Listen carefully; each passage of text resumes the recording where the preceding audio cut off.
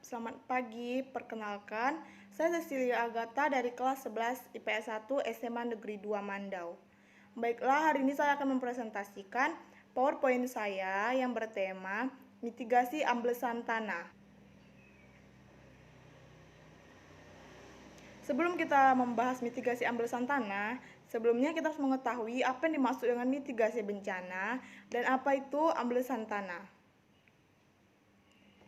Mitigasi bencana adalah segala upaya untuk mengurangi risiko terjadinya suatu bencana.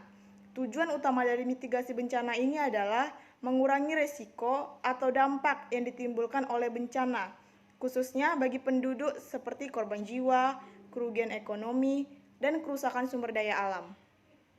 Sedangkan, amblesan tanah itu adalah penurunan tanah yang terjadi secara alamiah karena penurunan tekanan air dan disebabkan oleh ulah manusia karena pengambilan air tanah yang berlebihan. Gambar amblesan tanah itu dapat dilihat dari gambar yang terletak di sebelah kanan. Gambar ini, di dalam gambar ini terdapat lubang. Itulah yang disebut dengan amblesan tanah. Penyebab tanah ambles ini yang pertama yaitu karena hujan. Biasanya tanah ambles akan mudah terjadi pada tanah yang selama musim kemarau mengalami keretakan dengan lubang yang cukup besar dan membuat air hujan sangat mudah masuk dan membuat tanah menjadi mengembang seketika. Penyebab yang kedua, penggunaan air tanah yang berlebihan. Pengambilan air tanah yang dilakukan secara tidak terkendali sehingga air tanah menjadi terkuras habis yang mengakibatkan tanah kehilangan kekuatannya sehingga mempermudah penyebab tanah ambles. Dapat dari sini tanah-tanah yang sudah mulai retak ini akibat pengambilan air secara berlebihan, membuat tanah kehilangan kekuatannya. Penyebab yang ketiga yaitu erosi.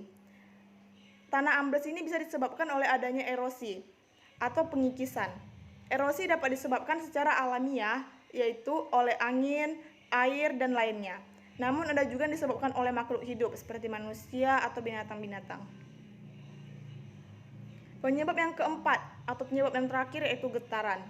Penyebab tanah ambles lainnya adalah karena getaran di dalam tanah yang membuatkan struktur bumi pada tanah menjadi tidak stabil. Gejala dari amblesan tanah ini biasanya timbulnya lubang atau retakan di dalam permukaan bumi, misalnya di dinding, tembok, dan lantai-lantai retak. Dapat lihat dari gambar yang telah saya letakkan di sebelah ini. Di sini terdapat tanah yang sudah mulai retak. Daerah di Indonesia yang mengalami ambles tanah. Dari peta ini dapat disimpulkan bahwa di negara Indonesia banyak daerah yang telah mengalami ambles tanah. Dapat dilihat dari peta yang telah saya letakkan. Baiklah, kita sekarang sudah masuk di bagian terakhirnya yaitu mitigasi amblesan tanah. Mitigasi amblesan tanah yang pertama yaitu memprioritaskan konservasi di sepanjang pantai. Yang kedua, menetapkan standar pembangunan jalan dan bangunan. Yang ketiga, upaya perbaikan drainase. Drainase itu adalah pembuangan massa air secara alami ataupun buatan dari permukaan atau bawah permukaan dari suatu tempat. Yang keempat yaitu pengawasan lebih ketat terhadap penggunaan air bawah tanah terutama di bangunan-bangunan. Yang kelima atau yang terakhir, penambahan area resapan. Baiklah, sekian presentasi dari saya. Lebih dan kurang saya mohon maaf. Saya Cecilia Agatha. Terima kasih.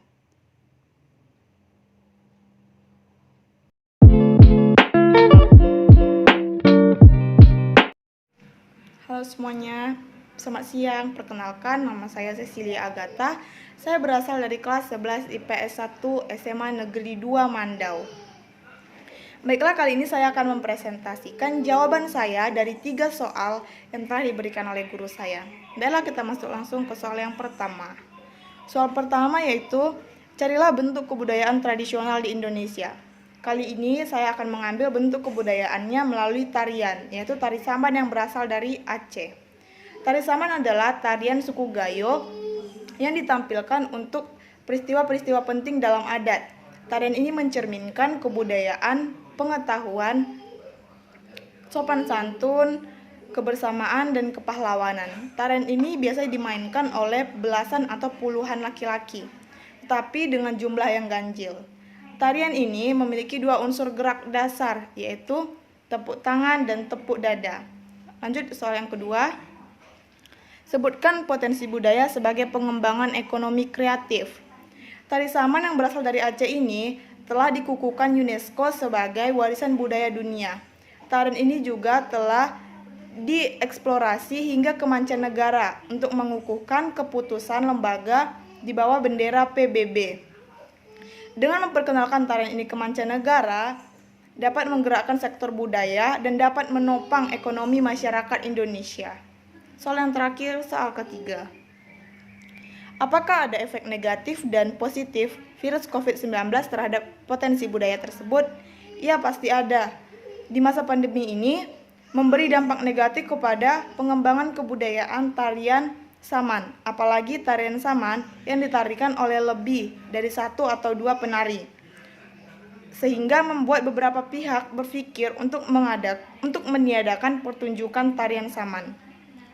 Sedangkan untuk dapat dampak positifnya, para penari tari Saman ini dapat berlatih lebih baik lagi selama pandemi ini, sehingga mereka dapat lebih baik lagi nantinya dalam menarikan tarian Saman tersebut. Baiklah, sekian presentasi dari saya, lebih dan kurang mohon maaf. Saya Cecilia Agatha, terima kasih.